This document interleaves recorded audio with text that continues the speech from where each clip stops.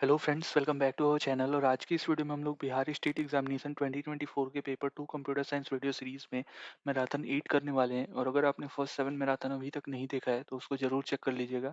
और फ्रेंड्स, अगर आप कंप्यूटर साइंस के अदर यूनिट जैसे कि data structure, operating system, DBMS, networking जैसे यूनिट के सेपरेट एमसीक्यूज की प्रैक्टिस करना चाहते हैं तो उसका लिंक भी वीडियो के डिस्क्रिप्शन में है, आप जरूर चेक कर लीजिएगा, जिसमें मैंने प्रीवियस ईयर क्वेश्चन को भी कवर किया हुआ है। तो आज की इस वीडियो में हम लोग मैराथन 8 करने वाले हैं, जिसमें अगेन हम 50 क्वेश्चन देखेंगे जो सारे ही यूनिट से मिक्स रहने वाले हैं। और फ्रेंड्स, बहुत लोगों का कमेंट आ रहा था कि आप बीपीएससी पे वीडियो क्यों नहीं ले आ रहे। तो फ्रेंड्स, बीपीएससी और स्टेट का जो कंप्यूटर साइंस सब्जेक्ट है उनका जो सिलेबस है वो ऑलमोस्ट 70% और 80% कॉमन ही है। तो फ्रेंड्स, आप ये वीडियो को ज़रूर गो थ्रू करते रहिएगा, क्योंकि इसमें भी मैं वो सारे के सारे इंपॉर्टेंट एमसीक्यूज डिस्कस करता हूँ विद कॉन्सेप्ट। तो फ्रेंड्स, वीडियो को शुरू करते हैं। और वीडियो को शुरू करने से पहले अगर आपको चैनल पे आप नए हैं तो चैनल को ज़रूर सब्सक्राइब कर लें। और फ्रेंड्स, अगर आपको वीडियो अच्छी लगी तो वीडियो को लाइक करें और अपने दोस्तों के साथ शेयर करना ना भूलें। तो आइए शुरू करते हैं। तो हमारा फर्स्ट क्वेश्चन है कि agile software development is based on. तो ये क्वेश्चन फ्रेंड्स सॉफ्टवेयर इंजीनियरिंग से लिया गया है। तो आपने सॉफ्टवेयर इंजीनियरिंग में waterfall model, agile methodology, prototyping model, spiral model, RAD model, ये सारी चीज़ों को पढ़ा होगा। तो उसमें ही पूछा गया है कि एजाइल जो मॉडल है, एजाइल सॉफ्टवेयर डेवलपमेंट मॉडल है, ये किस चीज़ पे आधारित है। तो हमारा फर्स्ट ऑप्शन है incremental approach, option B is iterative approach, option C is unidirectional approach and the last option is both iterative and incremental. तो फ्रेंड्स, इसका राइट ऑप्शन हो जाएगा option D, that is both iterative and incremental. तो iterative approach में क्या होता है कि जो सॉफ्टवेयर टीम होती है वो हर एक स्टेजेस पे वो जो भी न्यू चेंज क्लाइंट बोलता है वो चीज़ को वो इनकॉर्पोरेट कर सकते हैं। तो आइटरेटिव में क्या होता है कि सॉफ्टवेयर टीम जो है वो हर एक स्टेज पे न्यू चेंजेस को एकोमोडेट कर सकती है। The second one is iterative approach, sorry incremental approach. Incremental approach में क्या होता है कि जो भी जो क्लाइंट के साइड से जो नया डिमांड है, न्यू चेंज है, वो सिर्फ और सिर्फ सॉफ्टवेयर टीम फाइनल स्टेज पे, डेवलपमेंट के फाइनल स्टेज पे ही उसको एकोमोडेट कर सकती है।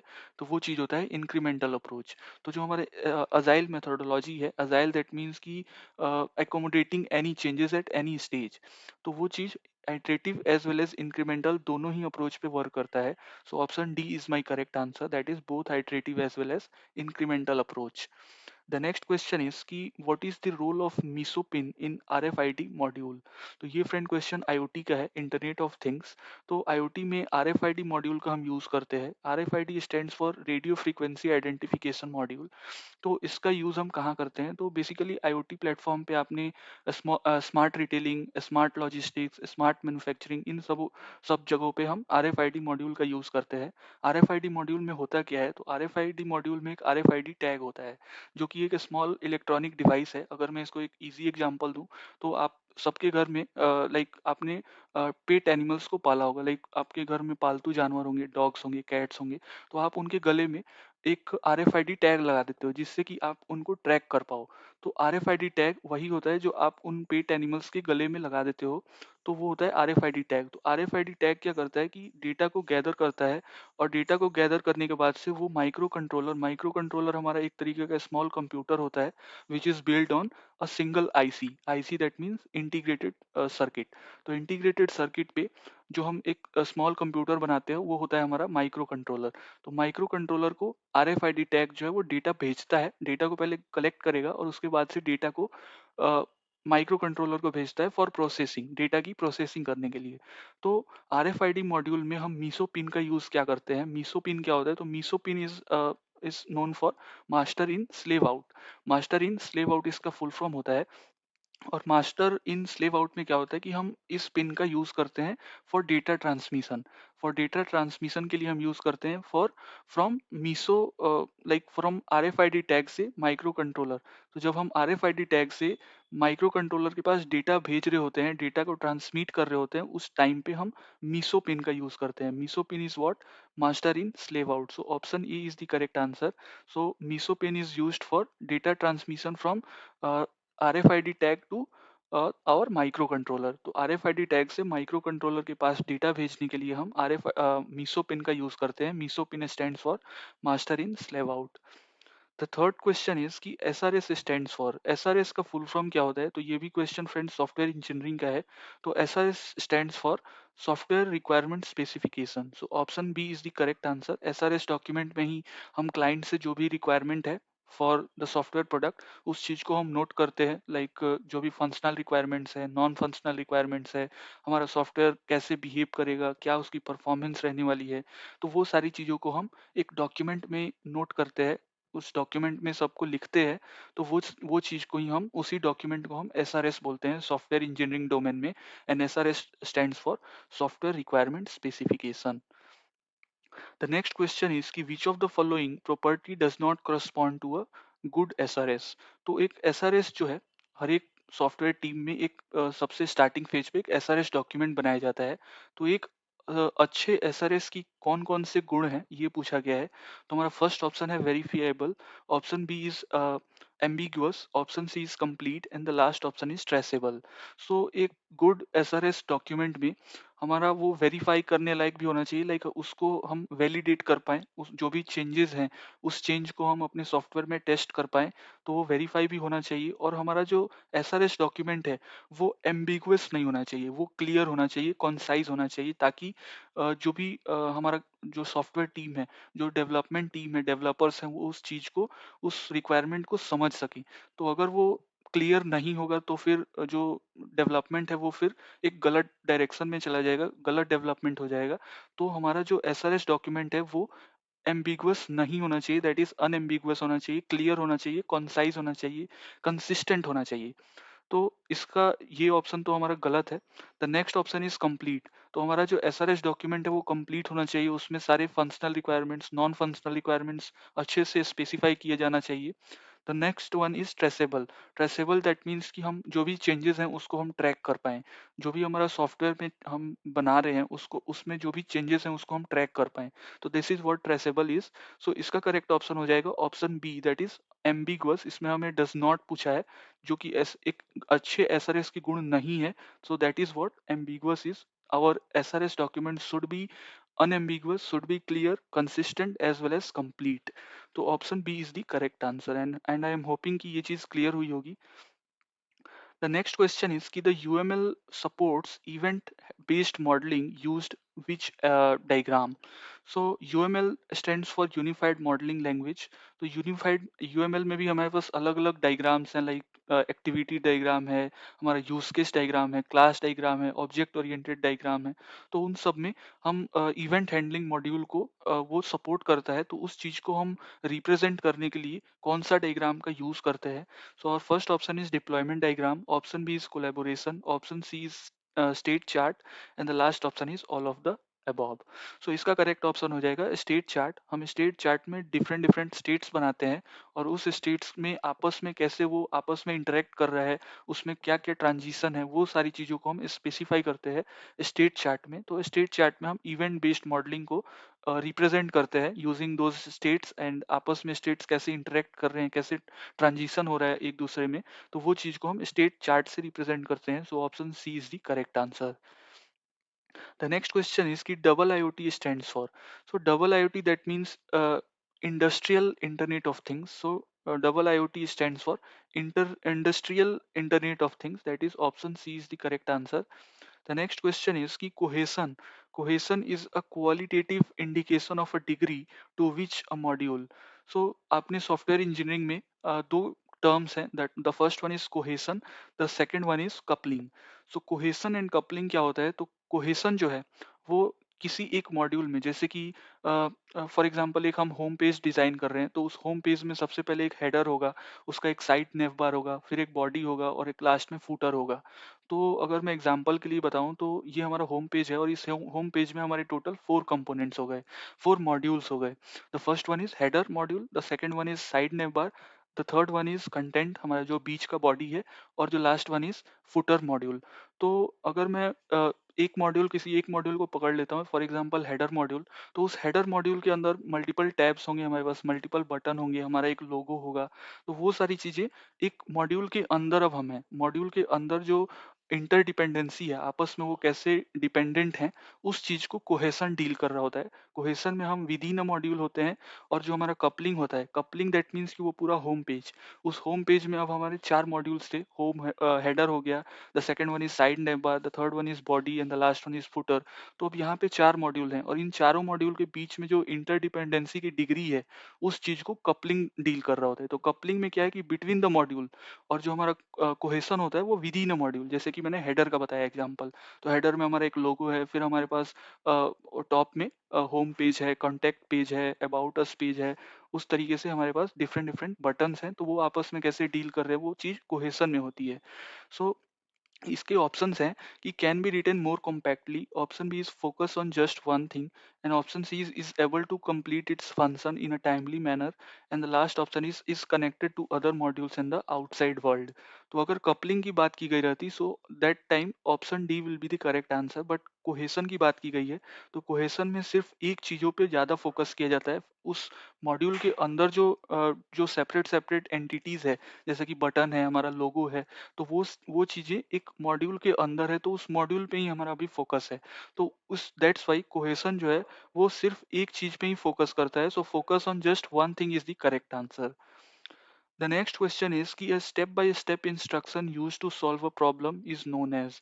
सो किसी भी प्रॉब्लम को सॉल्व करने के लिए एक हमारा स्टेप स्टेप बाय स्टेप एक प्रोसीजर होता है, एक स्टेप बाय स्टेप इंस्ट्रक्शन होता है कि किस सीक्वेंस में इंस्ट्रक्शंस को परफॉर्म करना है।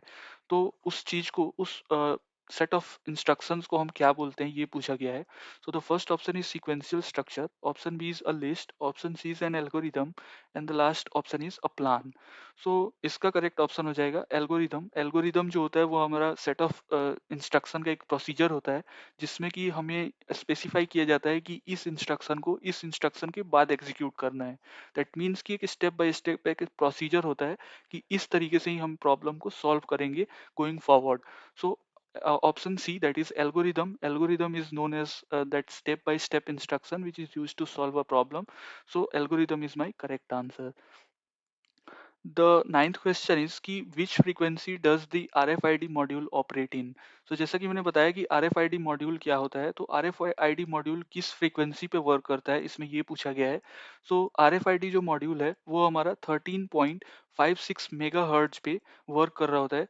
एंड जो 13.5 mg ये बेसिकली लाइक ये एटेन्यूएट मीन्स कि ये लाइक एम्पलीट्यूड इसका जो है वो हमेशा हाई भी हो सकता है, लो भी हो सकता है। तो ये low frequency and high frequency दोनों पे वर्क कर रहा होता है।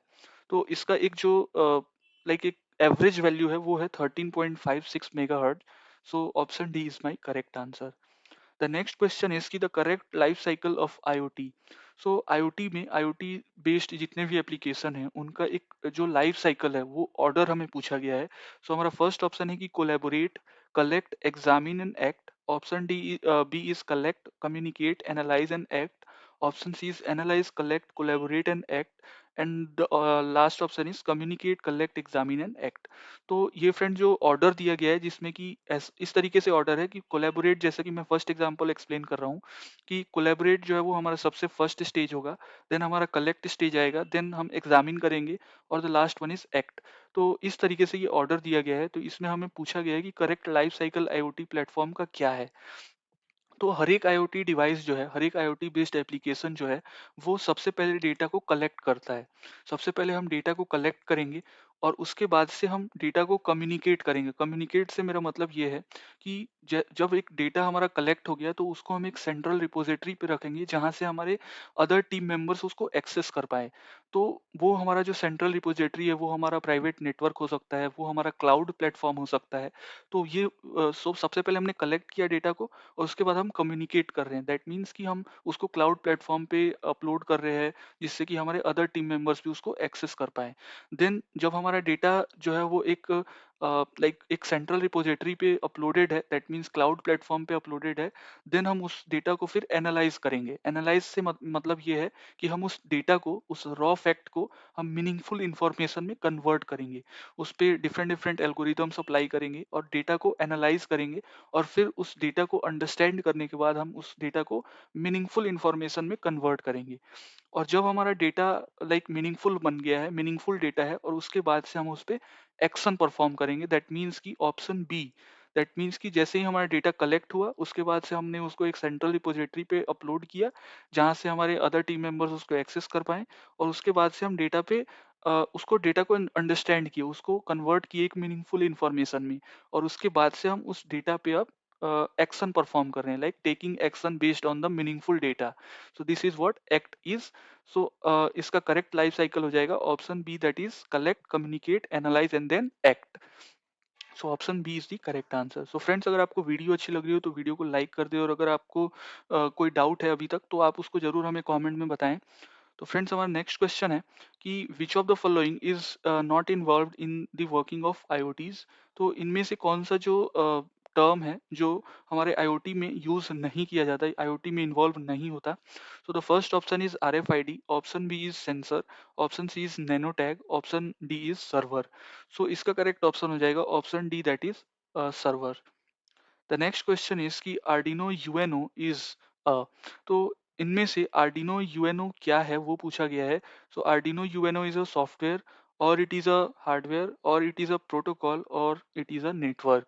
सो जो हमारा आर्डिनो यूएनओ है वो हमारा एक हार्डवेयर प्लेटफॉर्म होता है, क्योंकि हार्डवेयर आर्डिनो यूएनओ जो है वो एक तरीके से हमारा माइक्रो कंट्रोलर चिप होता है, माइक्रो कंट्रोलर चिप बोर्ड होता है, जो कि 80 mega 328p micro controller chip पे बेस्ड ऑन होता है।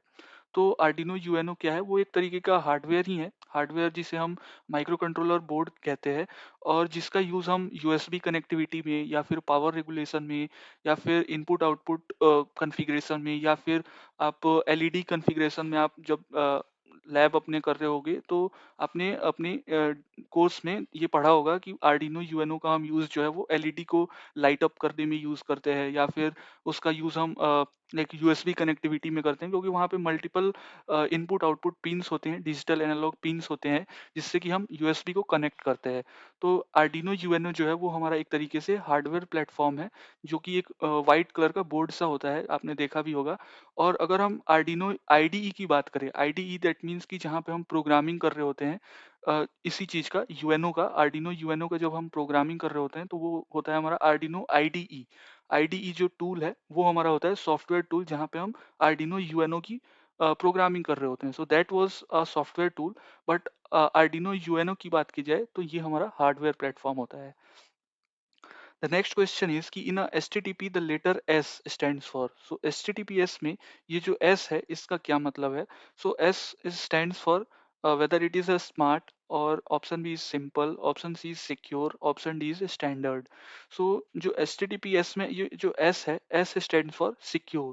HTTPS का मतलब hyper text transfer protocol with security. तो इसमें सिक्योरिटी जो है वो एक फंक्शनैलिटी ऐड कर दी जाती है, सो जिससे कि जो भी हमारा ब्राउजर पे जो हम रिक्वेस्ट भेज रहे हैं वो सिक्योर रहे, उससे कोई अनऑथराइज्ड यूजर जो है वो उसको एक्सेस ना कर पाए। सो this is what secure S means. The next question is कि which device convert digital signal to analog signal and vice versa. So इनमें से कौन सा डिवाइस है जिसका यूज हम डिजिटल से एनालॉग सिग्नल में कन्वर्ट करने के लिए यूज करते हैं, और एनालॉग से डिजिटल में कन्वर्ट करने के लिए यूज करते हैं। So the our options are, first option is repeater, option B is switch, option C is modem, and the last option is bridge.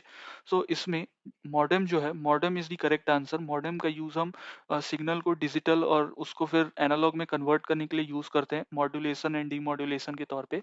So option C is the correct answer. The next question is कि NIC stands for, और ये friend question networking का है। NIC card क्या होता है? तो NIC एक तरीके का कार्ड है जिसको जो भी हमारे मैन्युफैक्चरर्स होते हैं, जैसे कि हम जब लैपटॉप परचेस करते हैं या फिर मोबाइल परचेस करते हैं, तो वहाँ पे एनआईसी कार्ड एक हमें प्रोवाइड किया जाता है। So NIC stands for network interface card. So option B is the correct answer. The next question is कि which is the most efficient method. So इनमें से कौन सा सबसे इफिशियंट मेथड है ये पूछा गया है। So our first option is parity bit method, option B is cyclic redundancy check, so and the option C is both option A and B, and the last option is none of the above. So अगर हम parity bit method की बात करें तो parity bit method is only suitable to detect a single bit error. अगर हमारा जो data है, डेटा बिट्स है, अगर उसमें सिंगल बिट का एरर होगा तो उसको सिर्फ डिटेक्ट और आइडेंटिफाई करने के लिए हम पैरिटी बिट मेथड का यूज करते हैं, जिसमें हमारा इवन पैरिटी और ऑड पैरिटी है, जिसमें हम नंबर ऑफ वंस को काउंट कर रहे होते हैं। तो वो चीज़ है पैरिटी बिट, जिसका यूज़ जस्ट हम सिंगल बिट एरर को रेक्टिफाई करने में यूज़ करते हैं। बट जो हमारा साइक्लिक रिडंडेंसी चेक है उसमें हम सिंगल बिट एरर को भी रिकॉग्नाइज करते हैं, बर्स्ट एरर को भी रिकॉग्नाइज करते हैं, या फिर हमारा जो मल्टी बिट एरर है उसको भी हम रिकॉग्नाइज कर पाते हैं। तो साइक्लिक रिडंडेंसी चेक जो है वो हमारा डेटा लिंक लेयर, जो हमारा ओएसआई मॉडल है उसके डेटा लिंक लेयर पे हम साइक्लिक रिडंडेंसी चेक कर रहे होते हैं, जिसमें कि अगर हमारे डेटा बिट्स में मल्टी बिट एरर भी है तो वो भी ये रिकॉग्नाइज कर पाता है, जिसमें कि हम एक डिवीजन पॉलिनोमियल कर रहे होते हैं। एक हमारा यहाँ पे एक जनरेटर पॉलिनोमियल होता है और एक हमारा यहाँ पे एक्सटेंडेड पॉलिनोमियल होता है। एक्सटेंडेड जो हमारा डेटा बिट्स है वो होता है, और फिर यहाँ पे हम डिवीजन परफॉर्म करते हैं, और लास्ट में जो हमारा रिमाइंडर आता है वो हमारा साइक्लिक रिडंडेंसी कोड होता है। तो इसको हम करते कैसे हैं बेसिकली, तो हमारा जो ये जनरेटर पॉलिनोमियल यहाँ पे जो है, जिसको हम डिवाइजर बोलते हैं, तो ये जो डिवाइजर है इसका जो भी लेंथ है, अगर इसका लेंथ n है, तो जो हम यहाँ पे बेसिकली जो एंड में जो होता है मैसेज की जो भी बिट्स है उसके एंड में हम n-1 दैट मीन्स कि जो भी डिवाइजर की लेंथ है उससे एक कम जीरोस को हम अपेंड करते हैं। कहाँ पे, तो डिवाइडेंट में, डिवाइडेंट के एंड में हम n-1 जीरोस को अपेंड करते हैं, और उसके बाद से हम यहाँ पे डिवीजन ऑपरेशन परफॉर्म करते हैं, और जो लास्ट में जो भी रिमाइंडर आया वो रिमाइंडर को हम यहाँ पे जो भी हमने जीरो जीरो को रिप्लेस जीरो जीरो जो भी हमने अपेंड किया था उस जीरो जीरो से इस रिमाइंडर को हम रिप्लेस कर देते हैं। तो ये होता है हमारा साइक्लिक रिडंडेंसी चेक में, जिसका यूज जो है हम मल्टी बिट एरर को भी रिकॉग्नाइज करने में कर सकते हैं, आइडेंटिफाई करने में। तो बेसिकली साइक्लिक रिडंडेंसी चेक जो है वो एक तरीके से हमारा एरर डिटेक्टिंग मैकेनिज्म है, एंड दैट्स वाई ये जो है हमारा मोस्ट इफिशिएंट मेथड भी होता है, जिसमें कि हम multi bit error, burst error और सिंगल बिट एरर को भी हम रिकॉग्नाइज कर पाते हैं। That's why CRC is the most efficient method. The next question is कि which of the following is commonly used error detection code in the computer network? So इनमें से कौन सा सबसे most like error detection code है, mechanism जिसका use हम computer networking में करते हैं? सो हमारे ऑप्शन है CRC, option B is Hamming code, option C is parity check, and the last option is all of these. So जैसा कि मैंने बताया CRC जो है वो हमारा सबसे इफिशिएंट मेथड भी है, और इसका यूज हम एरर को डिटेक्ट करने में, उसको रिकॉग्नाइज करने में यूज करते हैं, जहाँ पे हम मल्टी बिट एरर को भी रिकॉग्नाइज और डिटेक्ट कर पाते हैं। एंड हैविंग कोड जो है वो ये हमारा एरर करेक्शन मेथड है, एरर करेक्शन मैकेनिज्म है, जिसमें कि हम सिंगल बिट एरर को रिडंडेंट बिट्स ऐड करके उसको करेक्ट कर रहे होते हैं। तो जो हैमिंग कोड है वो हमारा like improved version of parity check आप बोल सकते हो, जिसमें कि हम एरर को आइडेंटिफाई करने के बाद उसको करेक्ट कर रहे हैं, उसका करेक्शन कर रहे हैं by adding redundant bits. The next one is parity check. Parity check जैसा कि मैंने बताया कि सिंगल बिट एरर को डिटेक्ट करने में यूज किया जाता है, जिसमें इवन पैरिटी, ऑड पैरिटी है, where we will count the number of ones in our message bits. तो वो होता है पैरिटी चेक। तो इसमें अगर हम commonly used error detection code की बात करें, so CRC is most commonly used as a error detection code mechanism in computer networks. तो और ये बहुत ही इफिशिएंट मेथड है, that's why also it is widely used. The next question is कि which of the following is commonly used as a error correction code in digital communication? So digital communication यहाँ पे पूछा गया है, तो digital communication में हम error correction code के तौर पे इनमें से कौन सी mechanism का यूज करते हैं? So जैसा कि मैंने अभी बताया कि error correction code में हम हैमिंग कोड का यूज करते हैं, और चेकसम जो है, चेकसम भी एक तरीके से हमारा साइक्लिक रिडंडेंसी चेक का ही एक वर्जन आप बोल सकते हो, जिसका यूज हम ट्रांसपोर्ट लेयर पे कर रहे होते हैं OSI मॉडल में। And the last one is parity check, जो कि हमारा एरर डिटेक्टिंग कोड है। तो इस क्वेश्चन में एरर करेक्शन पूछा गया है, that's why Hamming code is the perfect answer, Hamming code is the correct answer. The next question is कि when you delete a file in your computer where does it go? तो जब आप computer में आप अपनी file को delete करते हो तो वो कहाँ पे चला जाता है? So the first option is recycle bin, option B is hard disk, option C is task bar, and the last option is none of these. So इसका करेक्ट ऑप्शन हो जाएगा option A, that is recycle bin. जैसे ही हम अपने computer से कोई भी फाइल को डिलीट करते हैं तो वो चीज़ रिसाइकल बिन में चली जाती है। So option A is the correct answer. The next question is कि what is a ready state of a process. तो ये फ्रेंड मैंने लास्ट वीडियो में ही बताया था, ये क्वेश्चन ऑपरेटिंग सिस्टम का है। जैसा कि मैंने लास्ट वीडियो में ही अपने प्रोसेस के स्टेट्स को डिफाइन किया था कि प्रोसेस के कौन कौन से स्टेट्स हैं। तो उसमें हमारे पास न्यू स्टेट है, रेडी स्टेट है, रनिंग स्टेट है, ब्लॉक्ड स्टेट है जिसको हम वेटिंग स्टेट के नाम से भी जानते हैं, and the next one is terminating state है, और उसके बाद से हमारा सस्पेंडेड स्टेट आता है। तो इस क्वेश्चन में रेडी स्टेट पूछा गया है कि रेडी स्टेट इनमें से क्या होता है। तो रेडी स्टेट में क्या करते हैं हम कि हमारा जो भी प्रोसेस है उसको हम मेन मेमोरी में लोड करते हैं, और हमारा जब जैसे ही सीपीयू लाइक आइडियल स्टेट में आता है, वैसे ही रेडी स्टेट से किसी एक प्रोसेस को चूज किया जाता है और उसको सीपीयू एलोकेट कर दिया जाता है। और फिर एक हमारा टाइम स्लॉट होता है, एक टाइम स्लाइस होता है जिसको हम क्वांटम भी बोलते हैं। तो वैसे जैसे ही वो क्वांटम लाइक खत्म होता है, जैसे ही वो टाइम स्लाइस खत्म होता है, वैसे ही जो भी प्रोसेस लाइक रनिंग स्टेट में था, जो सीपीयू जिसे एग्जीक्यूट कर रहा था, वो वापस से रेडी स्टेट में चला जाता है, और फिर वहां पे वो वेट कर रहा होता है अपने टर्न आने का दोबारा से। सो रेडी स्टेट यही होता है जहाँ पे when a process is loaded into the main memory and it is waiting for its turn to get executed from the CPU. So ready state यही है जहाँ पे प्रोसेसेस वेट कर रहे होते हैं। तो हमारे ऑप्शंस हैं कि when process is scheduled to run after some execution, option B is when a process is using the CPU, option C is when process is unable to run until some task has been completed, and the last option is none of the अबॉब। सो इसका correct option हो जाएगा option ए, जब process जो है हमारा schedule है और जैसे मैंने बताया कि वो थोड़ी देर एग्जीक्यूट होता है, लाइक जब तक उसका टाइम क्वांटम खत्म नहीं हो जाता तब तक वो लाइक सीपीयू में वो एग्जीक्यूट हो रहा होता है, और जैसे ही उसका टाइम क्वांटम खत्म हो जाता है वो वापस से रेडी स्टेट में आ जाता, और जैसे ही वो फिर अपने टर्न का वेट करता है कि जब मेरा टर्न दोबारा से आएगा then again we will start executing with the CPU. So इसका करेक्ट ऑप्शन हो जाएगा ऑप्शन ई। और अगर हम ऑप्शन बी की बात करें तो when a process is using CPU then it is known as running state. तो जब कोई प्रोसेस सीपीयू में रन लाइक एग्जीक्यूट हो रहा होता है तो उस केस में हम उसे रनिंग स्टेट बोलते हैं। And the third one is कि when a process is unable to run until some task has been completed, तो इस केस को हम ब्लॉक्ड स्टेट बोलते हैं। अगर प्रोसेस जो है वो रन नहीं हो पा रहा और उसे किसी अदर आईओ टास्क या फिर किसी इंटरप्ट को हैंडल करना है, किसी अदर टास्क को रिजॉल्व करने के बाद ही उसका लाइक प्रोसेसिंग स्टार्ट किया जाएगा, तो उस तरह के प्रोसेस को हम ब्लॉक्ड स्टेट में या फिर वेटिंग स्टेट में रखते हैं। सो ऑप्शन सी में ये हमारा ब्लॉक्ड स्टेट का एक लाइक डेफिनेशन है। बट अगर हम रेडी स्टेट की बात करें, so ready state is what when a process is scheduled to run after some execution. So option A is the correct answer. The next question is कि memory allocation information for a process is stored in what? सो ये friend question paging और segmentation का है। तो जैसा कि आपको पता है पेजिंग एंड सेगमेंटेशन जो है वो हमारा मेमोरी मैनेजमेंट टेक्निक है। तो इसमें मेमोरी एलोकेशन इंफॉर्मेशन किसी भी प्रोसेस का उसको हमें स्टोर करना है, तो उस चीज़ के लिए हम कौन सा टेबल यूज़ करते हैं। सो हमारा फर्स्ट ऑप्शन है frame table, option B is page table, option C is frame list, and the last option is pages. So इसका करेक्ट ऑप्शन हो जाएगा option B, that is page table. So जो भी memory allocation related information होता है किसी भी process का, उस चीज को हम पेज टेबल में लाइक स्टोर करते हैं। The next question is कि in a time sharing operating system, a short amount of time that a process is allowed to run is called. So time sharing operating system में हम हर एक process को एक short amount of time assign करते हैं, और उसी time में वो सीपीयू से लाइक एग्जीक्यूट हो पाएगा।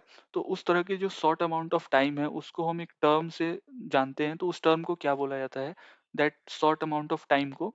So our options are कि first option is frame, option B is quantum, option C is period, option D is millisecond. तो इसका जैसे मैंने लाइक अभी एक्सप्लेनेशन में ही बताया था कि उसको टाइम क्वांटम या फिर टाइम स्लाइस बोला जाता है। तो जो हर एक प्रोसेस को जब हम प्रीएम्प्टिव शेड्यूलिंग की बात करते हैं, तो प्रीएम्प्टिव शेड्यूलिंग में क्या होता है कि हर एक प्रोसेस को हम एक टाइम स्लॉट या फिर टाइम स्लाइस एक प्रोवाइड कर देते हैं जिसको हम क्वांटम भी बोलते हैं। तो उसी क्वांटम तक, उसी टाइम स्लाइस तक वो प्रोसेस सीपीयू को अलोकेट किया जाता है, और उसी टाइम फ्रेम में वो सीपीयू से अपना वर्क जो भी है वो एग्जीक्यूट करा सकता है। और जैसे ही वो टाइम स्लॉट खत्म होगा, टाइम फ्रेम खत्म होगा, वैसे ही वो वापिस से सीपीयू से रिलीज कर लिया जाएगा, और फिर वो किसी दूसरे प्रोसेस पे स्विच कर जाएगा जिसको हम कॉन्टेक्स्ट स्विचिंग बोलते हैं, जहाँ पे एक प्रोसेस सीपीयू उससे लाइक स्विच करके दूसरे किसी प्रोसेस पे स्टार्ट कर देता है उसकी एग्जीक्यूशन, तो उसको हम कॉन्टेक्स्ट स्विचिंग बोलते हैं। सो इसका करेक्ट ऑप्शन हो जाएगा option B, that is quantum. Quantum ही होता है वो जो short amount of period that we assign to each and every process to run in the CPU. So CPU allocate करने के जो भी हम टाइम फ्रेम देते हैं हर एक प्रोसेस को, उसको हम क्वांटम बोलते हैं। The next question is कि the interval from the time of submission of a process to the time of its completion is called. सो जब आप लाइक प्रोसेस शेड्यूलिंग कर रहे होगे तो प्रोसेस शेड्यूलिंग में आपके मल्टीपल टाइम्स हैं, जैसे कि अराइवल टाइम है, टर्न अराउंड टाइम है, आपका बर्स्ट टाइम है, तो कंप्लीशन टाइम है। तो ये सारी की सारी जो टाइम है जब आप प्रोसेस शेड्यूलिंग कर रहे होगे, जैसे दैट मीन्स कि जब आपके पास मल्टीपल प्रोसेसेस हैं और आपको उसको एक सीपीयू से एलोकेट लाइक उसको एग्जीक्यूट कराना है, तो वहाँ पे आप प्रोसेसेस को कौन सा प्रोसेस कितने बजे लाइक रेडी क्यू में इंटर किया और कितना टाइम उसको एग्जीक्यूट कराने के लिए चाहिए, और टोटल कंप्लीशन टाइम उसका क्या है, एग्जीक्यूशन टाइम क्या है, या फिर आपका टर्न अराउंड टाइम क्या है। तो उस चीज को हम लाइक सबसे पहले कैलकुलेट करते हैं और उस बेसिस पे हम प्रोसेस को स्केड्यूल करते हैं सीपीयू के साथ।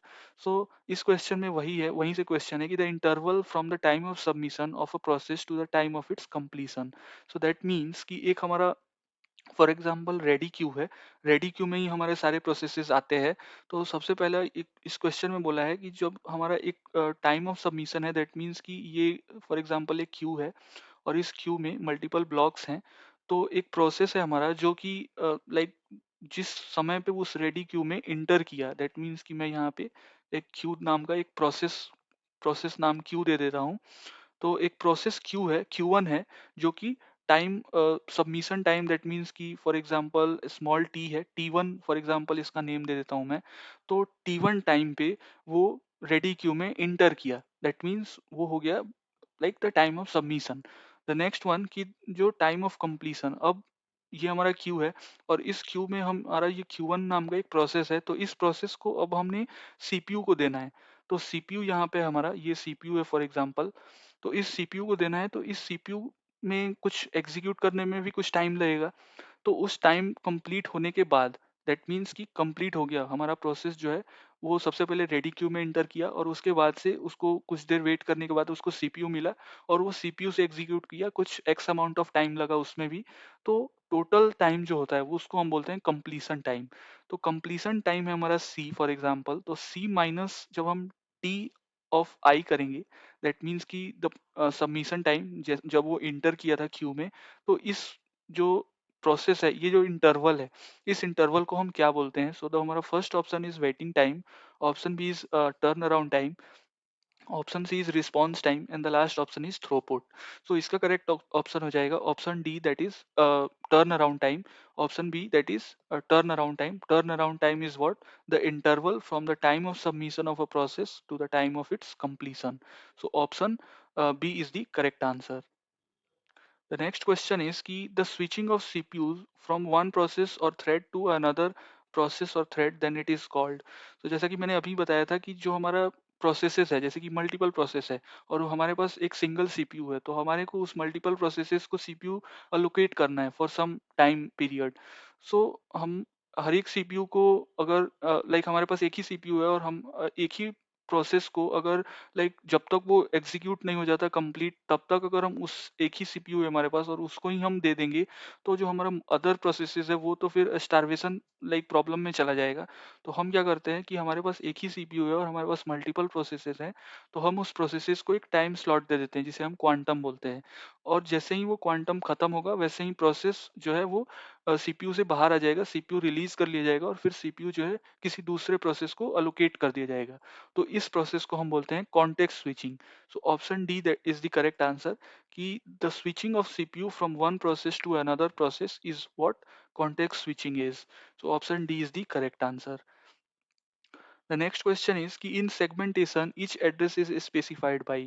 So segmentation that is हमारा जो मेमोरी मैनेजमेंट टेक्निक है, तो उसमें हम क्या करते हैं, हम जो हमारा मेन मेमोरी है उस मेन मेमोरी को हम मल्टीपल ब्लॉक्स में डिवाइड करते हैं जिसको हम पेजेस बोलते हैं। हमारा जो सेकेंडरी मेमोरी है उसको हम डिवाइड करते हैं मल्टीपल लाइक सेम साइज के लेंथ में, हम लाइक उसको ब्रेक करते हैं, डिवाइड कर रहे होते हैं। तो वो होता है हमारा सेगमेंटेशन, जिसमें कि हम मेमोरी को सही तरीके से यूटिलाइज करते हैं, मेमोरी को मैनेज कर रहे होते हैं। तो सेगमेंटेशन में हर एक एड्रेस को हम किस तरीके से स्पेसिफाई करते हैं, जैसे कि ये फॉर एग्जांपल कि ये मेमोरी ब्लॉक है, तो इस मेमोरी ब्लॉक का कुछ एड्रेस होगा, तो उस एड्रेस को स्पेसिफाई करने के लिए हम कौन कौन से पैरामीटर्स यूज करते हैं। तो हमारा फर्स्ट ऑप्शन है कि a segment number and a offset, option B is a offset and a value, option C is a value and a segment number, option D is a key and a value. तो इसका correct option हो जाएगा option E, that is a segment number and a offset. हर एक address को हम uniquely identify कर पाए, दैट्स वाई हम उसको एक सेगमेंट नंबर और एक उसका ऑफसेट वैल्यू लाइक उसको डिटरमाइन करते हैं, उसको असाइन कर देते हैं। तो इसका करेक्ट ऑप्शन हो जाएगा option E, that is a segment number and a offset value. The next question is कि when switching methods create a point-to-point physical connection between two or more connection, सो इसके जैसे कि हमारे पास एक दो कंप्यूटर है, दो या दो से अधिक कंप्यूटर हैं, और उस कंप्यूटर के बीच में एक पॉइंट टू पॉइंट कनेक्शन है, तो उस तरह के स्विचिंग मेथड को क्या बोला जाता है, ये पूछा गया है। सो हमारा फर्स्ट ऑप्शन है packet switching, option B is message switching, option C is circuit switching, option D is none of the above. So इसका करेक्ट ऑप्शन हो जाएगा option C, that is circuit switching. ये question जो है friends, ये networking का है। तो इसमें सर्किट स्विचिंग में क्या होता है कि हम दो, जैसे कि हमारा कंप्यूटर था, कंप्यूटर ए एंड हमारा कंप्यूटर बी, तो computer A and computer B के बीच में कम्युनिकेशन स्टैब्लिश करना है, तो और उसमें भी एक point two point physical connection है। ये कोई भी आप हो सकता है, आपका कोएक्सियल केबल हो सकता है, ट्विस्टेड पेयर केबल हो सकता है।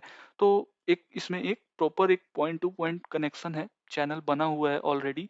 तो उस तरह की स्विचिंग मेथड को हम कॉन्टेक्स्ट स्विचिंग बोलते हैं, जिसको हम आप ऐसे भी समझ सकते हो कि इसको, जिसमें कि एक डेडिकेटेड पाथ हो, एक डेडिकेटेड चैनल हो, जिसके थ्रू ही जब ए जो है, ए जब डेटा सेंड करेगा, तो वो डेटा एक इसी डेडिकेटेड पाथ के थ्रू बी तक, बी डेस्टिनेशन नोड है हमारा, रिसीवर है, तो बी तक ये पहुंचेगा। तो ये एक डेडिकेटेड चैनल बना दिया जाता है, और उसी के थ्रू जितने भी पैकेट्स हैं हमारे, जितने भी डेटा पैकेट्स हैं, वो उसी डेडिकेटेड पाथ के थ्रू सेंडर से रिसीवर की तरफ मूव कर रहा होता है, सेंड किया जाता है। तो यहाँ पे एक रिलायबल भी होता है ये, और ये थोड़ा स्लो हो जाता है, और यहाँ पे जो भी हमारे रिसोर्स का यूटिलाइजेशन है वो कम हो जाता है, क्योंकि यहाँ पे हम रिसोर्स को रिजर्व कर रहे हैं। ये जो हमारा चैनल है, इस चैनल को हम रिजर्व कर रहे हैं, ये हमारा एक डेडिकेटेड चैनल है, जिसके वजह से इसके एडवांटेजेस भी हैं और डिसएडवांटेजेस भी है। एडवांटेजेस की अगर हम बात करें, तो यहाँ पे पैकेट जो है वो हमारा इन ऑर्डर में पहुंचेगा, इन ऑर्डर डिलीवरी होगी। और अगर हम डिसएडवांटेज की बात करें, तो यहाँ मेमोरी और या फिर रिसोर्स की यूटिलाइजेशन है वो यहाँ पे कम होगी, क्योंकि यहाँ पे हम डेडिकेटेड चैनल बना रहे हैं, और उसका यूज़ हम किसी और को एलोकेट नहीं कर सकते, किसी और अदर सेंडर को हम उसको असाइन नहीं कर सकते, क्योंकि ये जो सेंडर ए है, ये ऑलरेडी इसको रिजर्व करके रखा है। तो इस वजह से यहाँ पे रिसोर्स का भी यूटिलाइजेशन उतना बेटर तरीके से नहीं होता।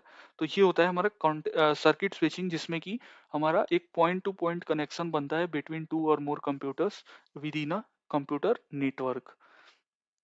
The next question is कि a repeater is connected in a dash layer of OSI model and also used in which topology?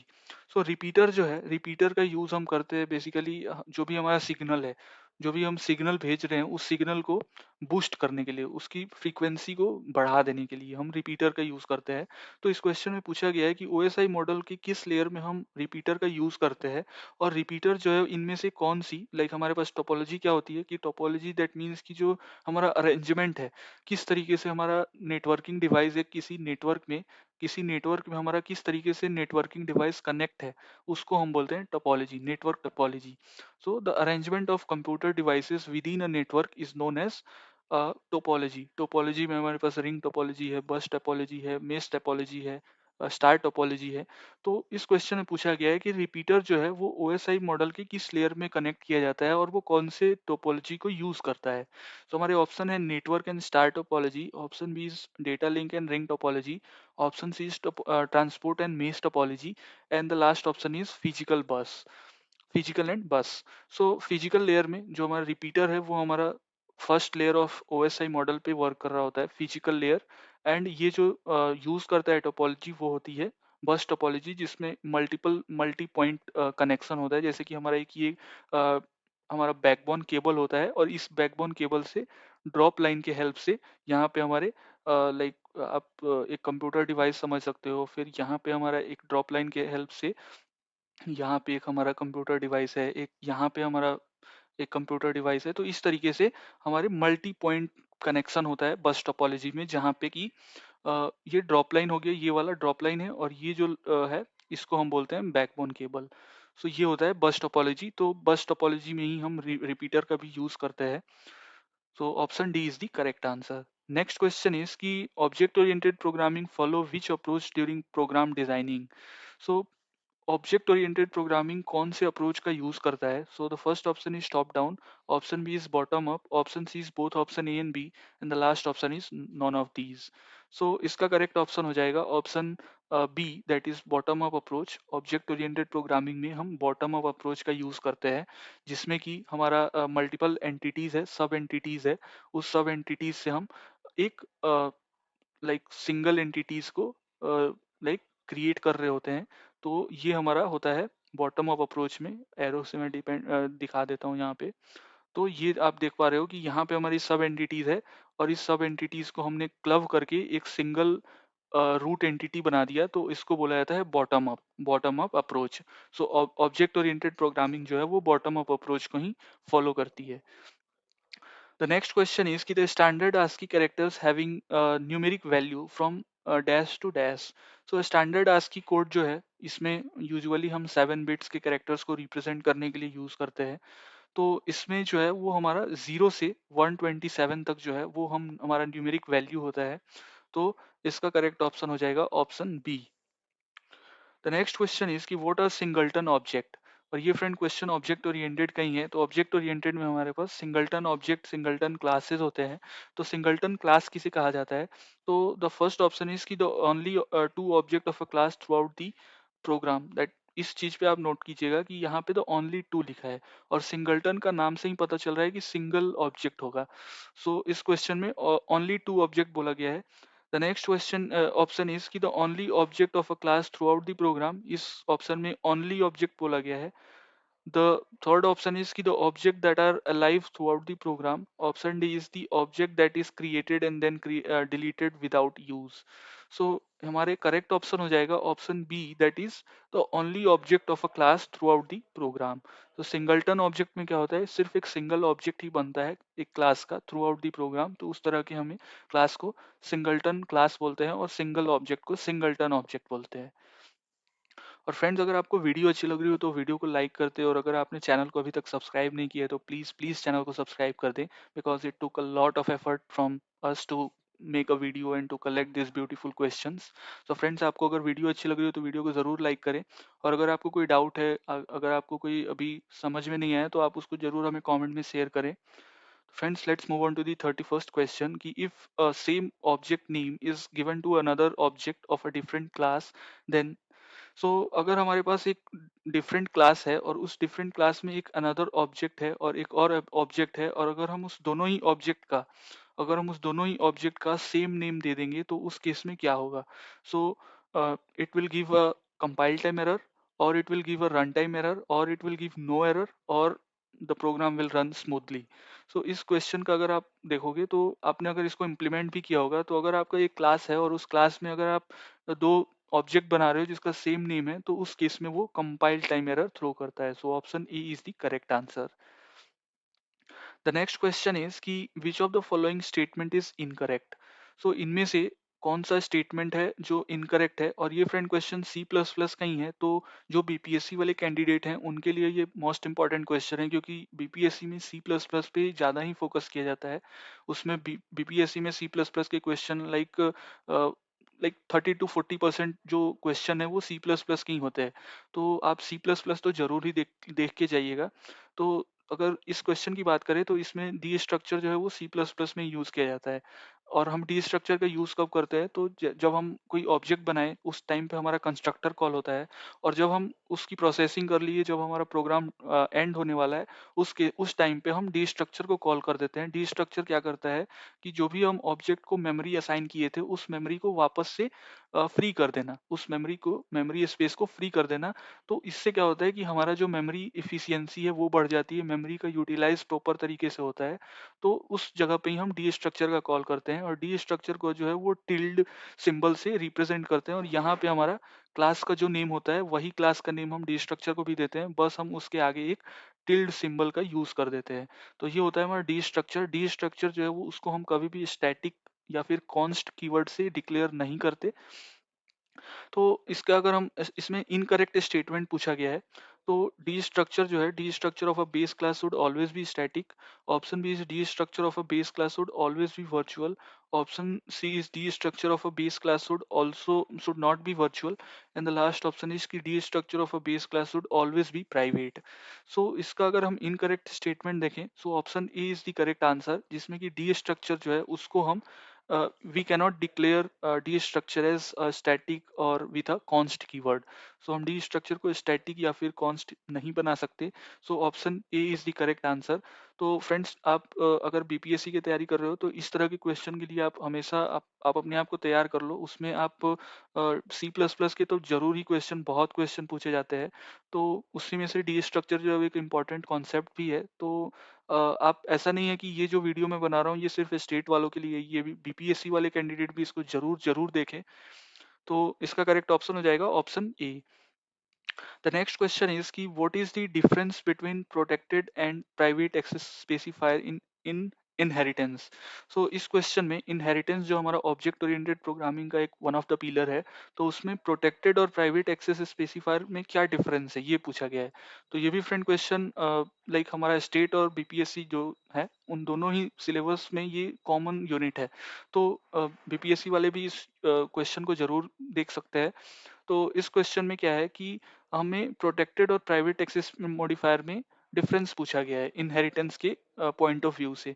सो हमारा फर्स्ट ऑप्शन है कि private member is not inheritable and not accessible in a derived class. तो हम private members को inherit तो कर ही सकते हैं using friend class, friend function की हेल्प से। Option B is protected members is inheritable and also accessible in the derived class.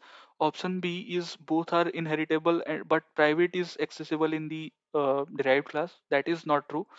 And option B is both are inheritable but protected is not accessible in the derived class. So this is also not true क्योंकि हम protected को तो हम access कर ही सकते हैं derived class में। तो इसका अगर हम करेक्ट ऑप्शन की बात करें, so protected member is inheritable and also accessible in the our derived class. So option B is the correct answer. हम प्राइवेट मेंबर को इनहेरिट नहीं कर सकते, this is not true. So option B is the correct answer.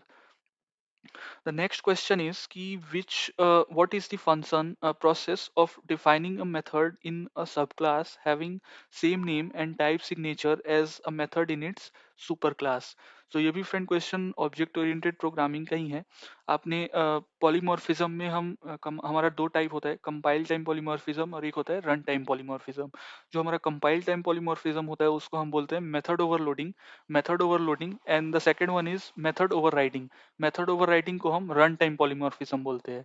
तो इन दोनों statement का आपको मतलब समझना पड़ेगा। तो मेथड ओवरराइडिंग जो है उसमें हमारा सुपर क्लास में जो ऑलरेडी बना बनाया फंक्शन है उसी फंक्शन को हम जस्ट यूज कर लेते हैं with having same name as well as the signature of the method.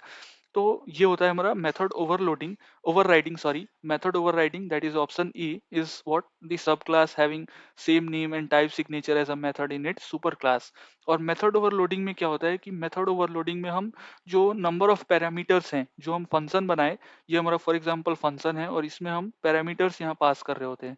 तो ये जो पैरामीटर्स है इस पैरामीटर्स के नंबर को हम चेंज करते हैं। तो दिस इज व्हाट हमारा मेथड ओवरलोडिंग। हम कंस्ट्रक्टर ओवरलोड भी करते हैं, मेथड ओवरराइडिंग है, फंक्शन ओवरलोडिंग आपने पढ़ा होगा। तो वो सारी की सारी चीजें मेथड ओवरलोडिंग में आती है। और मेथड हाइडिंग और मेथड बाइंडिंग ये तो एक अलग कॉन्सेप्ट है जिसमें हम एब्स्ट्रैक्शन और इनकैप्सुलेशन यूज करते हैं। तो इसमें हमारा करेक्ट ऑप्शन हो जाएगा option E, that is method overriding, जिसमें कि हम हमारा कोई ऑलरेडी फंक्शन जो है वो बेस क्लास में सुपर क्लास में बना हुआ है और जस्ट हम उसी फंक्शन को with same name and same type signature हम अपने डिराइव्ड क्लास में, चाइल्ड क्लास में भी यूज करते हैं, बट उसका डेफिनेशन जो है वो अलग होता है। तो उसको हम बोलते हैं method overriding. So option A is the correct answer. The next question is कि which data structure stores the address of head node in the next field of last node. So जैसा कि आपने लिंक लिस्ट पढ़ा होगा, तो link list में क्या होता है कि हमारे पास मैं एक ही नोड को स्पेसिफाई कर रहा हूँ, जिसमें कि हम एक नोड को दो भाग में, दो पार्ट्स में, दो ब्लॉक्स में डिवाइड करते हैं। The first part where we contains the data and the second one where we store the address of the next node. So इसमें क्या होता है, इसमें हमारा डेटा होता है, इसमें हमारा डेटा होता है और इस ब्लॉक में हमारा एड्रेस होता है। एड्रेस किसका, तो जो अब इसके नेक्स्ट में होगा, उस नेक्स्ट नोड का एड्रेस हम इस वाले नोड में स्टोर करते हैं। तो इस क्वेश्चन में वही पूछा है कि इसमें से कौन सा डेटा स्ट्रक्चर है जिसमें कि हम हमारा जो हेड नोड है, उस हेड नोड का जो एड्रेस है वो लाइक लास्ट नोड के नेक्स्ट फील्ड में है। दैट मीन्स कि ये हमारा एक लिंक लिस्ट है, और इस लिंक लिस्ट में फॉर एग्जांपल ये मेरा लास्ट नोड है, जिसको मैं एल फॉर एग्जांपल लिख देता हूँ, और ये मेरा स्टार्टिंग है एस से। तो इसका भी इस तरीके से एक ब्लॉक होगा। तो इस ब्लॉक का जो लास्ट नोड का जो एड्रेस वाला ब्लॉक है, उस ब्लॉक में हमने स्टार्ट का जो एड्रेस है वो डाला हुआ है। तो इस तरह के डेटा स्ट्रक्चर को हम क्या बोलेंगे? सो हमारा फर्स्ट ऑप्शन है doubly link list, option B is circular link list, option C is circular queue, and the last option is singly link list. So इसका करेक्ट ऑप्शन हो जाएगा option B, that is circular link list, जिसमें कि last node का जो address वाला block है, उस एड्रेस ब्लॉक में हमने जो है स्टार्ट नोड का एड्रेस दिया हुआ है। सो this is what circular link list. और आप देखोगे तो यहाँ पे हमारा एक साइकिल बन गया, तो इस वजह से इसको हम बोलेंगे सर्कुलर लिंक लिस्ट। तो ये इस तरीके से जाके और फिर ये वापस से एस पे आएगा, और फिर ये वापस से लास्ट तक, और फिर से एस पे। तो ये एक तरीके का साइकिल हो गया। तो ये सर्कुलर लिंक लिस्ट का एग्जाम्पल है। The next question is कि what is the time complexity of inserting a node at the head of the circular linked list? So circular linked list के हेड में हमें नोड को insert करना है, तो उसमें हमारा टाइम कॉम्प्लेक्सिटी क्या लगेगा, ये पूछा गया है। और ये फ्रेंड क्वेश्चन डेटा स्ट्रक्चर का है, एंड डेटा स्ट्रक्चर बीपीएससी वाले कैंडिडेट को भी पूछा ही जाने वाला है, एंड स्टेट में ये मैंडेटरी है। तो बीपीएससी वाले कैंडिडेट ऐसा जरूर बिल्कुल भी ना सोचे कि ये वीडियो सिर्फ स्टेट के लिए ही है। BPSC candidate can also watch this and can take this benefit from this video. सो इस क्वेश्चन में हमारा टाइम कॉम्प्लेक्सिटी पूछा गया है जब हम एक किसी नोड को बिगिनिंग में इंसर्ट कर रहे हैं सर्कुलर लिंक लिस्ट में। तो हमारे ऑप्शंस हैं big O of one, option B is big O of N, option C is big O of N log N, and the last option is big O of N square. So इसका correct option हो जाएगा option B. जब worst case time complexity है उस case में बिगो of N लगेगा, और अगर बेस्ट केस टाइम कॉम्प्लेक्सिटी की बात करें, then in that case big O of one would be sufficient. So option B is the correct answer. The next question is कि which of these pin will allow to activate and deactivate a multiplexer? So multiplexer को activate और deactivate करने के लिए हम कौन सा pin का यूज करते हैं? So option A is enable pin, option B is selection pin, option C is logic pin, and the last option is preset pin.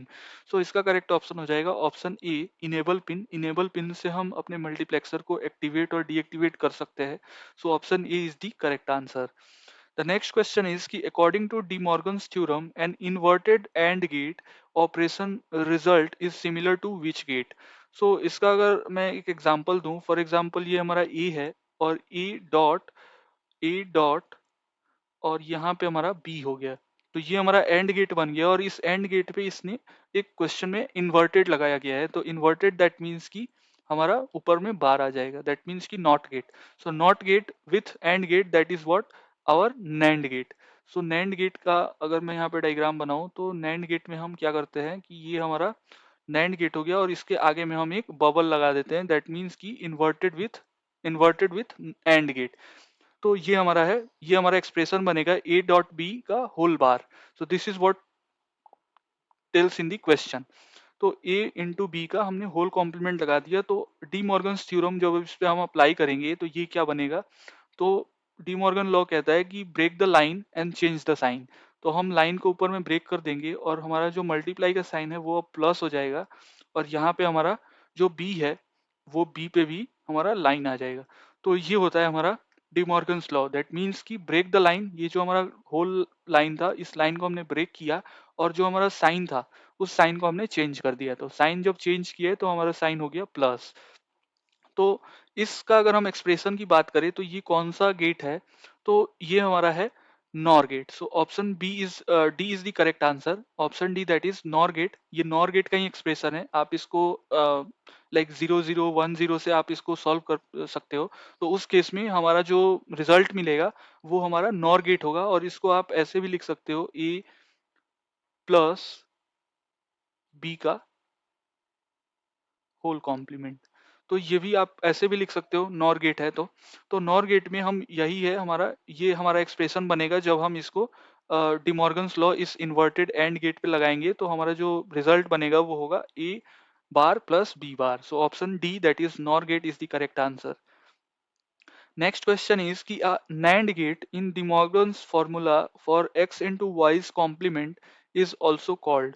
सो ये भी क्वेश्चन एक तरीके से घुमा के पूछा गया है, जिसमें कि x और y जो है, हमारा x है, अ, हमारा x है और x और y है यहाँ पे, और इस y पे हमने होल कॉम्प्लीमेंट लगाया हुआ है। तो इस पे जब हम डिमॉर्गन्स लॉ लगाएंगे तो हमारा उसी तरीके से ब्रेक हो जाएगा।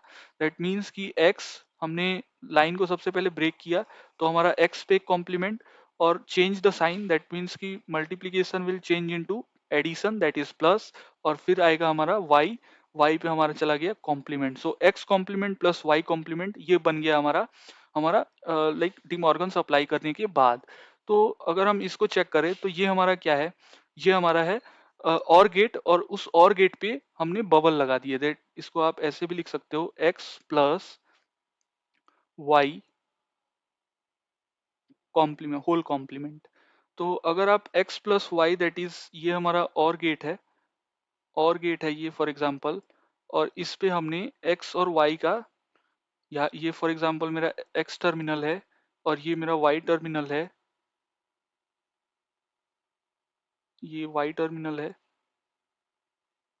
और इस टर्मिनल पे हमारा एक लाइक होल कॉम्प्लीमेंट है। दैट मीन्स कि यहाँ पे जो रिजल्ट बनेगा इस पे जस्ट हम अगर बबल लगा देंगे, और फिर जो हमारा आउटपुट है वो हमारा x प्लस वाई का होल कॉम्प्लीमेंट है। तो अगर आप इसको अब अब इसको बोला जाएगा तो इसको हम कैसे बोलेंगे कि बबल्ड विथ और गेट। सो और गेट पे जस्ट हमने एक बबल लगा दिया, तो ये जो है हमारा जो रिजल्ट है x डॉट वाई का होल कॉम्प्लीमेंट का जो रिजल्ट आएगा वो हमारा बबल्ड और के इक्विवेलेंट होगा। So option C is the correct answer. So other options are bubbled NOR. अगर हम नॉर गेट पे एक और बबल लगा देंगे तो वो फिर हमारा वापस से और गेट हो जाएगा। द नेक्स्ट वन इज की bubbled NOT gate, option C is bubbled OR, and the last option is bubbled XOR. So इसका करेक्ट ऑप्शन हो जाएगा option C that is bubbled OR gate. The next question is कि what is the correct order of sequence for representing the input value in K-map? सो के map में आप सभी को पता होगा कि के मैप में हम डिजाइन कर रहे होते हैं, एक स्क्वायर ब्लॉक्स बनाते हैं जिसमें कि हम 0 से लेके 16 तक, अगर 4 बिट में है और अगर 2 बिट में है तो हमारे पास 4 इनपुट बनते हैं, 4 कॉम्बिनेशन बनते हैं, और अगर 8 इनपुट है तो उस केस में हमारे पास 8 ब्लॉक्स बनते हैं। तो के मैप में जो है वो हम ग्रे कोड का यूज करते हैं, ग्रे कोड से ही हम जो नंबरिंग है वो देते हैं ब्लॉक्स का। और ग्रे कोड में हम क्या करते हैं कि हमारा जो लाइक जो सक्सेसिव सक्सेसिव जो नंबर है, सक्सेसिव बिट है उसमें, और जो उसकी प्रीसीडिंग बिट है उसमें जस्ट 1 बिट का ही लाइक डिफरेंस होना चाहिए। सो अगर हम इस ऑप्शंस को ऑब्जर्व करेंगे तो इसमें आप देखोगे तो यहाँ पे 0 0 है और ये 0 1 है। तो ये 0 0 0 और 0 1 में 1 बिट का डिफरेंस है, दैट इज इस वाले बिट का। और अगर आप इस दोनों को बिट को ऑब्जर्व करोगे तो इस बिट में अगर आप देखोगे तो यहाँ पे 2 बिट का चेंज है। इसी वजह से हम इसको फॉलो नहीं करते। अदरवाइज इसका अगर आप नंबरिंग देखोगे तो 0 1 2 और 3 ये होता है, बट ग्रे कोड हम फॉलो करते हैं। और ग्रे कोड में क्या होता है कि सिर्फ सिंगल बिट का ही लाइक चेंज होना चाहिए। तो इस तरीके से अगर आप देखोगे तो ये जो ऑप्शन है, ऑप्शन सी, यहाँ पे आप देखोगे 0 0 और 0 1 को अगर कंपेयर करोगे तो यहाँ पे इस वाले बिट में चेंज है, तो ये 1 बिट का चेंज है। और अगर आप जब इस 0 1 और 1 1 को देखोगे तो यहाँ पे 1 और 1 कॉमन है, बट ये 0 और 1 चेंज हो रहा है। तो इस वजह से यहाँ पे भी 1 बिट का ही डिफरेंस है, तो ये एक्सेप्टेबल है। और फिर अगर आप इस वाले को और इस वाले को, दैट मीन्स कि कंजिक्यूटिव देखना है, कंजिक्यूटिव जो 2 ब्लॉक्स हैं, 2 नंबर्स है, उसको ही देखना है, और उसके बीच में सिर्फ सिंगल बिट का ही चेंज होना चाहिए। और यहाँ पे अगर आप 1 1 और 1 0 को कंपेयर करोगे तो इसमें ये वाला बिट जो है वो फिक्स है, 1 ही है, और ये वाला बिट यहाँ पे, ये वाला जो बिट है ये वाला बिट चेंज हो रहा है, दैट मीन्स 1 से 0 हो रहा है, तो सिंगल बिट का एरर है, तो that is acceptable. So option C is the correct answer, जहाँ पे हम ग्रे कोड यूज करते हैं और सिंगल बिट का ही चेंज होना चाहिए between 2 consecutive blocks. The next question is कि application of SR flip flop is. तो एसआर फ्लिप फ्लॉप का एप्लीकेशन पूछा गया है। तो एसआर फ्लिप फ्लॉप इनमें से कौन सी चीजों में यूज किया जाता है? तो first option is transition pulse generator, option B is racer, option C is switch debouncer, option D is astable oscillator. So SR flip flop का यूज हम स्विचिंग डिबाउंसिंग में कर रहे होते हैं। स्विचिंग डिबाउंसर जो सर्किट बनाते हैं उसमें हम एसआर फ्लिप फ्लॉप का यूज करते हैं। So option C is the correct answer. The next question is कि counter circuit is usually constructed of. तो काउंटर सर्किट इनमें से कौन सी चीज मिलके बना होता है? तो हमारे फर्स्ट ऑप्शन है कि number of latches connected in a cascade form, option B is a number of NAND gates connected in a cascade form, option C is a number of flip flop connected in a cascade form, and the last option is a number of NOR gates connected in a cascade form. तो जो counter होता है हमारा, counter flip flop से बन के मिल के बना होता है। उसमें हम जेके फ्लिप फ्लॉप यूज करते हैं, डी फ्लिप फ्लॉप यूज करते हैं, टी फ्लिप फ्लॉप यूज करते हैं। तो काउंटर में क्या होता है कि हमारा जो डिफरेंट मल्टीपल काउंटर्स होते हैं, और उस काउंटर में हम क्या करते हैं, हम उसमें एक काउंट वैल्यू पास करते हैं। काउंटर बेसिकली हमारे दो तरह के होते हैं। The first one is synchronous counter, the second one is asynchronous counter. तो जो सिंक्रोनस काउंटर होता है, उस सिंक्रोनस काउंटर में एक कॉमन क्लॉक सिग्नल होता है। जो क्लॉक सिग्नल जैसे कि यहाँ पे है, एक कॉमन सा क्लॉक सिग्नल है जो हम हर एक फ्लिप फ्लॉप को, ये फॉर एग्जांपल आप जेके फ्लिप फ्लॉप मान सकते हो, जिसमें कि हम हर एक फ्लिप फ्लॉप, हर एक जेके फ्लिप फ्लॉप को एक कॉमन क्लॉक पल्स दे रहे हैं। तो ये हमारा एक कॉमन क्लॉक पल्स है जिससे जिसको हम हर एक अपने लाइक फ्लिप फ्लॉप में सेम पास कर रहे हैं, जिससे कि जो कोऑर्डिनेशन है वो आपस में बना रहे। और अगर ये सिंक्रोनस का एग्जांपल, सिंक्रोनस का डायग्राम है। और अगर ए सिंक्रोनस की बात करें तो ए सिंक्रोनस में क्या होता है कि जो पहला फ्लिप फ्लॉप है, उस पहले फ्लिप फ्लॉप का जो आउटपुट है, यानी कि यहाँ पे जस्ट हम एक क्लॉक पल्स देंगे और फिर यहाँ से जो क्यू बार निकलेगा, इस क्यू बार को हम इस वाले सेकंड वाले जेके फ्लिप फ्लॉप के क्लॉक की तरह उसको इनपुट देंगे। दैट मीन्स कि जो फर्स्ट का आउटपुट है वो दूसरे में एज अ क्लॉक जा रहा है, दूसरे में एज अ क्लॉक इनपुट जा रहा है।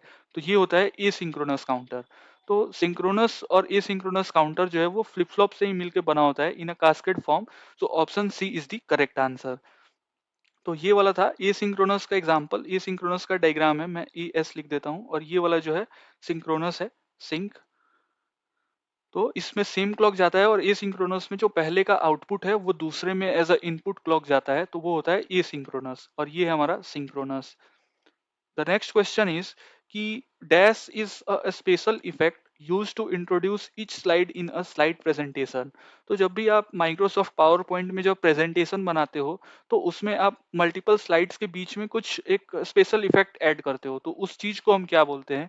तो हमारा first option is animation, option B is bulleting, option C is mapping, and the last option is transition. So इसका करेक्ट ऑप्शन हो जाएगा option D, that is transition. आप ट्रांजिशन ऐड करते हो, दैट कि swipe to left, swipe to right, तो वो सारी चीजें जो है वो ट्रांजिशन होती है। रोटेट करना, लेफ्ट रोटेट राइट करना, तो वो सारी की सारी चीजें जो है वो हमारे ट्रांजिशन के अंदर ही आती है। द नेक्स्ट क्वेश्चन इज कि अ वीडियो कंसिस्ट ऑफ। तो ये क्वेश्चन मल्टीमीडिया का लिया गया है। तो वीडियो जो है, वीडियो में क्या क्या चीजें होती है? तो first option is frames, option B is signal, option C is packet, option D is slot. So इसका करेक्ट ऑप्शन हो जाएगा option A, that is a video consist of frames. Multiple frames को कनेक्ट करके हम एक video बनाते हैं, तो वो चीज होती है option A, that is frame. Next question is कि which CSS property is used to display a delay between before an animation starts। तो एक एनिमेशन स्टार्ट करने से पहले जो हम डिले लगाते हैं, ये हमारी CSS की प्रॉपर्टी है। तो CSS की प्रॉपर्टी हम कौन सा यूज करते हैं to define a delay before an animation start? तो इसमें हमारे ऑप्शन है कि animation delay, option B is transition delay, option C is transform delay, and the last option is transform 3D। सो इसका करेक्ट ऑप्शन हो जाएगा option A, that is animation delay. जब भी हम एनिमेशन लगाते हैं तो जो CSS की प्रॉपर्टी यूज करते हैं to define a delay before an animation starts, so we use animation delay. Option E is the correct answer. The next question is कि the color inside a shape is a fill and the line around that fill is called। तो जब भी आप web, ये question web development का है, तो web development में आप SVG के आइकन्स यूज करते होगे, जैसे कि आप लाइक हेडर का आइकन यूज करते हो, सर्च आइकन यूज करते हो। तो उस तरह के आइकन्स में एक हमारा फिल प्रॉपर्टी होती है, फिल एट्रीब्यूट है, जिसमें कि फॉर एग्जांपल आप होम का कोई आइकन सेलेक्ट करते हो, तो होम में अंदर में जो कलर है वो होता है फिल। फिल दैट मीन्स कि अंदर में अगर आप ब्लैक कलर चाह रहे हो तो वो ब्लैक कलर जो है वो हमारा फिल प्रॉपर्टी है। और जो फिल के बॉर्डर है दैट मीन्स कि फिल के जो आउटर एरिया है, दैट मीन्स कि अगर मैं ये एक आइकन है मेरा, तो इस आइकन में ये जो एरिया है ये एरिया होता है फिल प्रॉपर्टी। और ये जो आउटलाइन है दैट मीन्स कि ये जो लाइन है, इस लाइन को हम क्या बोलते हैं, इस लाइन के अराउंड जो हम फिल कर रहे होते हैं उसको हम क्या बोलते हैं, तो ये हमारा होता है स्ट्रोक। तो option C is the correct answer. ये यूजुअली जब आप SVG tag, SVG file use करते हो अपने प्रोजेक्ट में, तो वहां पे स्ट्रोक यूज किया जाता है। स्ट्रोक है, फिल है, तो इस तरीके से हमारा स्ट्रोक जो है वो हमारा लाइन अराउंड दैट फिल है, उसको हम स्ट्रोक बोलते हैं। और फिल हमारा ये इनर वाला एरिया हो गया। द नेक्स्ट क्वेश्चन इज कि the file extension for a vector file is. तो वेक्टर फाइल दैट इज, मैंने अभी जैसे कि एसवीजी का एग्जांपल दिया, SVG stands for scalable vector graphics. तो वेक्टर फाइल का एक्सटेंशन क्या होता है? सो हमारे ऑप्शन है JPEG, option B is T I double F, option C is SVG and the last option is BMP. So इसका करेक्ट ऑप्शन हो जाएगा option C that is SVG, scalable vector graphic. Next question is कि in a heap sort, after deleting the last minimum element, the array will contain elements in dash. So heap sort में जैसे ही हम last minimum element को delete करते हैं तो जो array हमारे पास बचता है वो array will contain the elements in which order. So our first option is कि increasing sorting order, option B is tree pre-order, option C is tree in order and the last option is decreasing sorting order.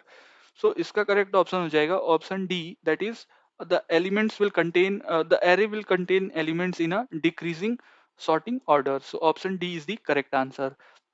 और friends आज का हमारा second last question है कि which of the following is not a function of database. So database का इनमें से कौन फंक्शन नहीं है? सो हमारा फर्स्ट ऑप्शन है managing store data, option B is data manipulation, option C is security of store data, the last option is analyzing code.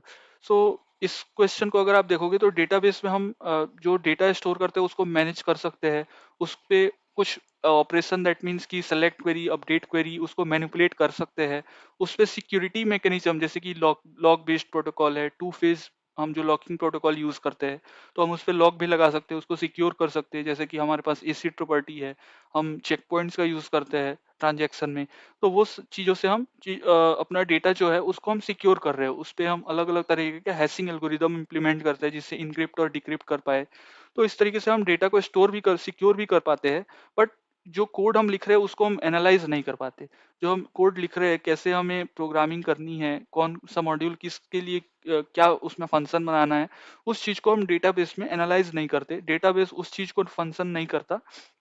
तो option D is the correct answer कि analyzing code is not a function of database. So option D is the correct one.